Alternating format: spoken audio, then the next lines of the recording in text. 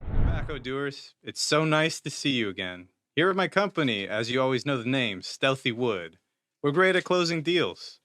We love nurturing opportunities all the way from small leads into fully grown business deals. Unfortunately, deals don't always work out. The successes and failures are referred to as wins and losses. Thanks to Odoo CRM, we can track our wins and our losses better and more easily than ever before. Even though losing deals is tough, tracking why they were lost is extremely important. This information will help us avoid similar losses in the future, and it also improves our overall selling strategy moving forward.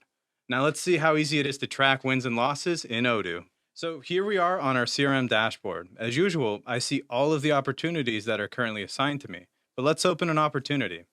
So if I click on, let's say this one, inside of the proposition stage, let's say this customer has finally accepted our offer. We wore them down. They'd like to close the deal. Fantastic. That is a win. So we can go ahead and mark it as one. And if I just click there, it's that easy. And now this opportunity has a shiny new banner. And it's been moved to the one stage, as we can see up here. Now, I could still edit the opportunity at any time, even after it has been marked as one. But I don't really want to save anything like that. So let's go back over here to our pipeline. If we go back over onto the dashboard, we can see our opportunity is still inside of the one stage of our pipeline. I could have also clicked and dragged the opportunity into the one stage from the Kanban view, and it would have had the same effect. If for some reason I didn't mean to mark this opportunity as one, I can also just move it back to the previous stage. So if we do it like this, and see, it's that easy. Now, as we can see, it no longer has the one banner. But now I mentioned before, sometimes deals don't work out. That's just part of doing business. Maybe this customer backed out of a deal for one reason or another. It's not your fault.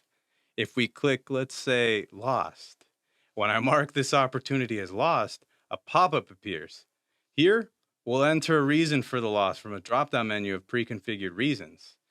And you can pretty much select anything here, or I can also create a new reason directly from here, simply by typing in the reason and then clicking the create button.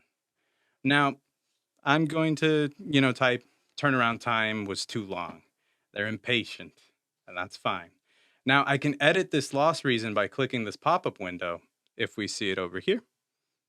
So if you can't do this, talk to your administrator.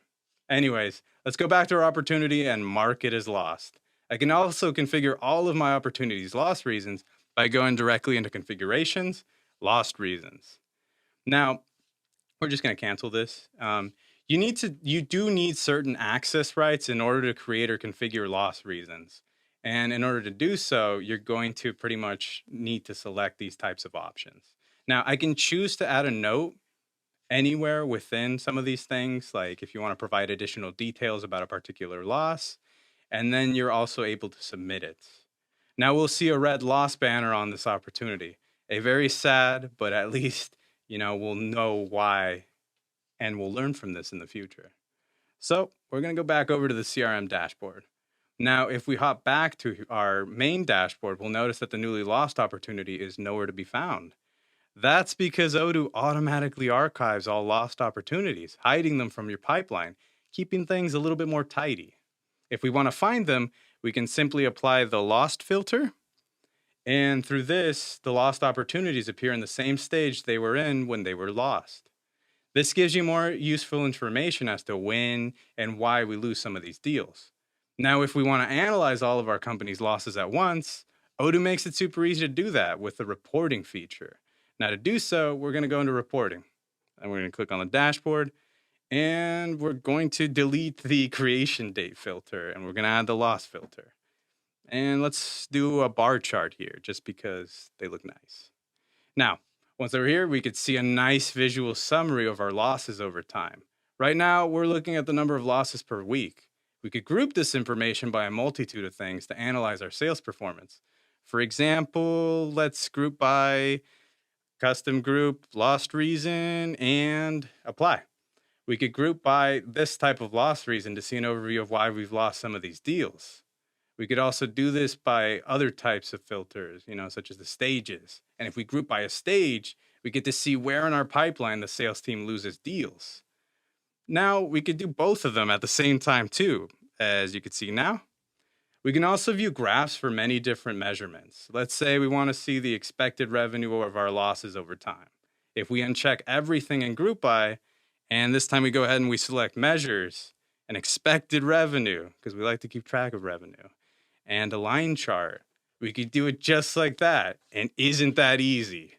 Now, by accurately and efficiently tracking all of our wins and losses over time, we'll learn exactly where and how we can improve, and thereby fostering the growth of our business. That's all for now, O doers. And remember, it's O do, not O don't.